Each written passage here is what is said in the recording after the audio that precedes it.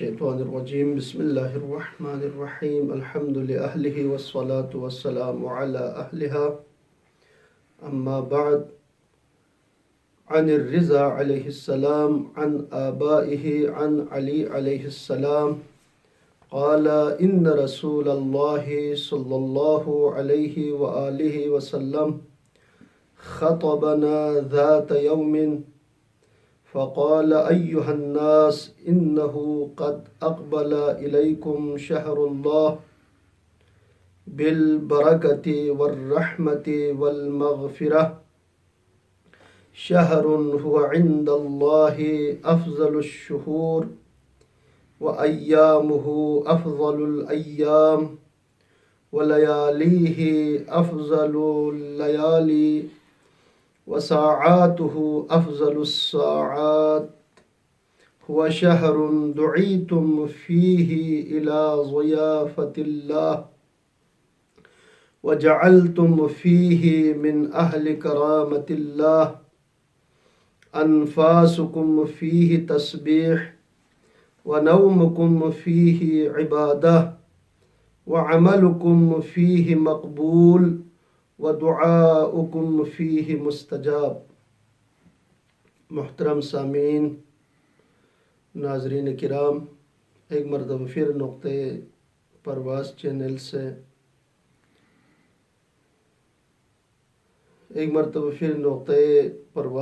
میں حاضر ہوا ہوں۔ سب سے پہلے ماہ مبارک رمضان کی آمد کی مبارکبادی پیش کرتا ہوں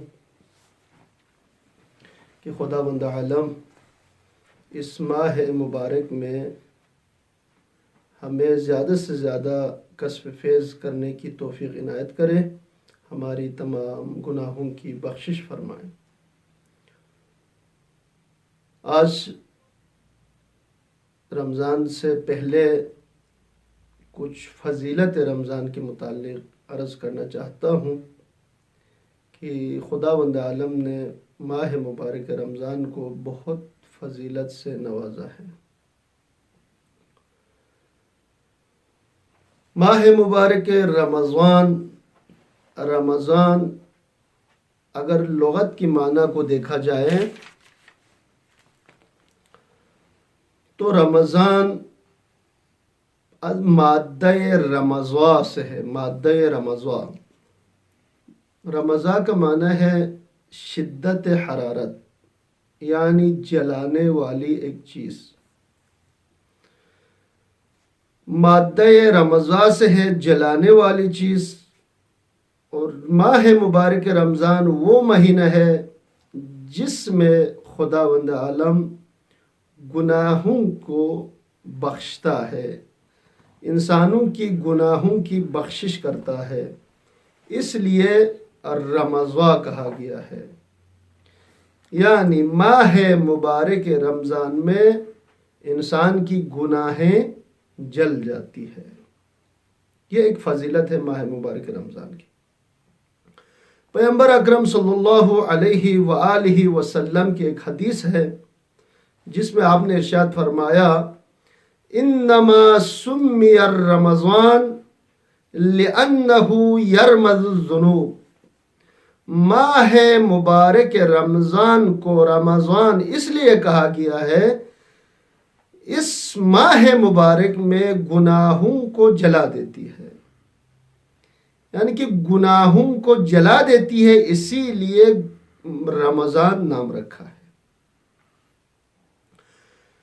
دوسری فضیلت ماہ مبارک رمضان کی یہ ہے کہ تمام 12 مہینوں میں سے باقی کوئی بھی مہینہ جس کا تذکرہ قرآن میں نہیں آیا ہے، لیکن ماہ مبارک رمضان وہ واحد مہینہ ہے جس کا نام قرآن مجید میں آیا ہے۔ تیسری فضیلت ماہ مبارک رمضان کی، کتب سماوی اسی ماہ مبارک میں نازل ہوئے،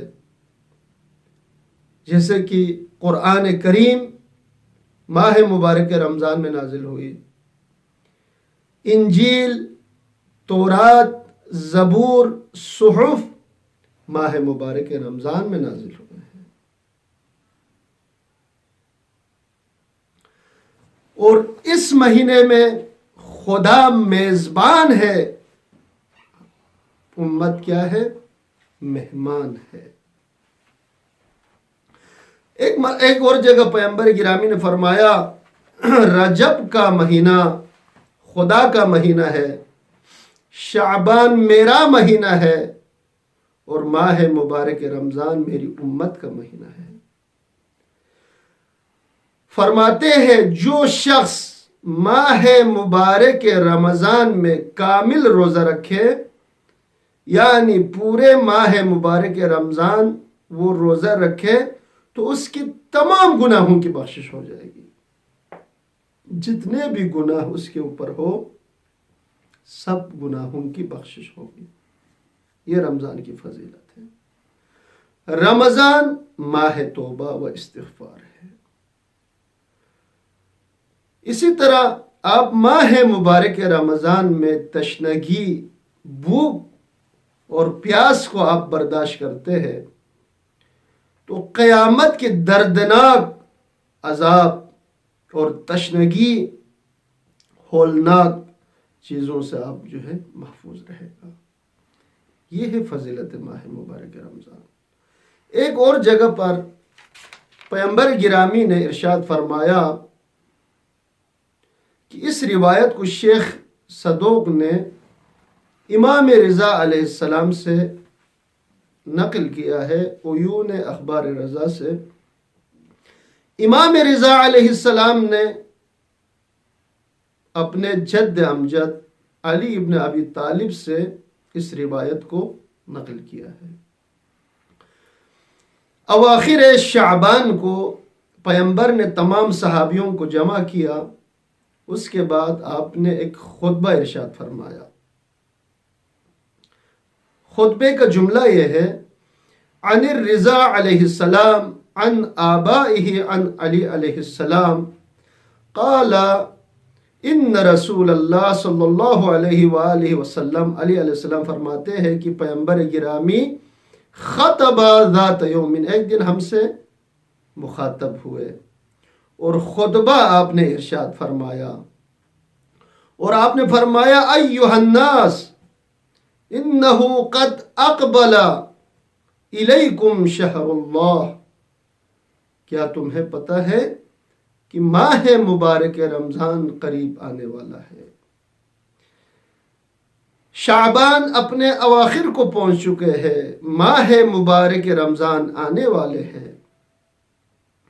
فرمایا قد اقبل الیکم شہر اللہ، جس میں خدا کا مہینہ ہے وہ آ رہا ہے، بالبرکتی والرحمت والمغفرہ، برکت سے مالا مال ہے، اسی طرح رحمت سے مالا مال ہے یہ مہینہ، اور مغفرت کا مہینہ ہے۔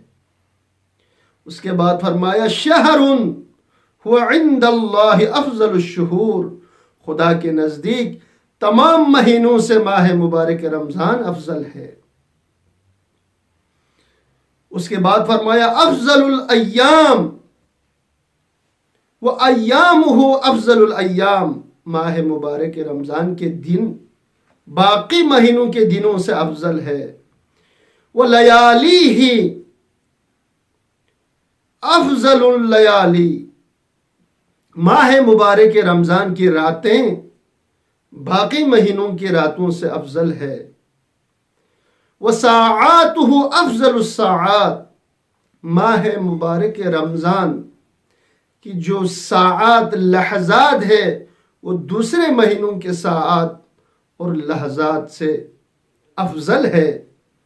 اس کے بعد فرمایا ہوا شہر، ماہ مبارک رمضان ایک ایسا مہینہ ہے دعیتم فیہ الی ضیافت اللہ، خدا کی مہمانی کی دعوت ہوئی ہے اس مہینے میں۔ اللہ اکبر، یہاں پر خداوند عالم میزبان ہے اور بشر یہاں پر مہمان ہے۔ یہاں پر فرمایا پیغمبر گرامی نے دعیتم فیہ، اس مہینے میں دعوت کی گئی ہے الی ضیافت اللہ، خدا کی مہمانی کے لیے۔ وَجَعَلْتُمْ فِيهِ مِنْ أَهْلِ كَرَامَةِ اللَّهِ، خداوند عالم نے تم لوگوں کو اہل کرامت میں سے قرار دیا ہے۔ اس کے بعد اس مہینے کی فضیلت بیان کرتے ہوئے ارشاد فرمایا انفاسکم فیہ تسبیح، جو سانس ہم لیتے ہیں اس ماہ مبارک رمضان میں وہ تسبیح ہے۔ جو سانسیں ہم لیتے ہیں وہ سانس تسبیح کا ثواب آپ کو ملتا ہے۔ وَنَوْمُكُمْ فِيهِ عِبَادَةٌ، ماہ مبارک رمضان میں سونا ہی عبادت ہے۔ آپ کو یہاں پر سونا بھی عبادت ہے ماہ مبارک رمضان میں۔ وَعَمَلُكُمْ فِيهِ مقبول، جو عمل آپ انجام دیتے ہیں ماہ مبارک رمضان میں وہ قبول ہو جاتے ہیں۔ وَدُعَاؤُكُمْ فِيهِ مُسْتَجَاب، ماہ مبارک رمضان میں جو بھی آپ دعا مانگے وہ دعا قبول ہو جاتی ہے۔ پھر فرمایا قرآن کریم کی جو ہے بہار ہے ماہ مبارک رمضان۔ ماہ مبارک رمضان میں زیادہ سے زیادہ قرآن کی تلاوت کرے۔